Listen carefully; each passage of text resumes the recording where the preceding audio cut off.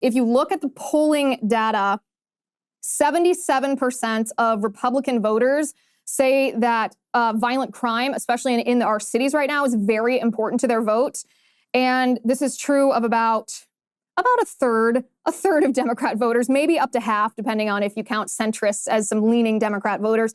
But all in all, this is a very significant issue facing our country right now. And you essentially are pointing the finger, blaming Democrats. Can you explain what you mean when you say that all of this crime is the fault of Democrat policies in these cities?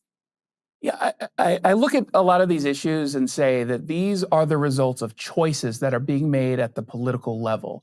And it's not just about crime, it's about homelessness, drug use, immigration, all of these different issues we're facing right now. And the crises are just growing and growing and growing. And I think most of us have recognized that it's gotten worse over the course of the last few years.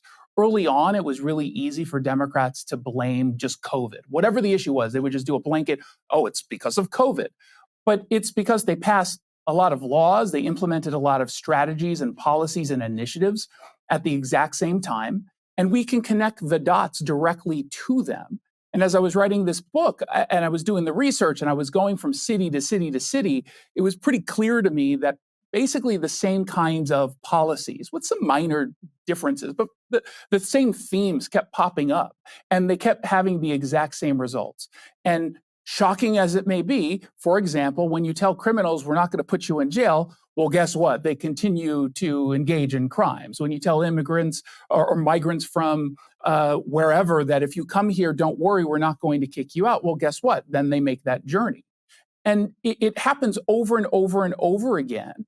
When you tell wealthy people, hey, we're going to tax you. And by the way, our definition of wealthy is not quite what you think. It's covering way more people. Well, then they just move. And when you're seeing that happen in Seattle, Portland, San Francisco, Atlanta, Chicago, DC, New York, the list goes on, you can step back and say, it doesn't have to be like this. We are choosing to go down this path and we are choosing to accept the consequences of those decisions. And the book tells you why people believe what they believe, what it is they're doing, and more importantly, what actually works. So we can push back and say, instead of doing this, let's do that.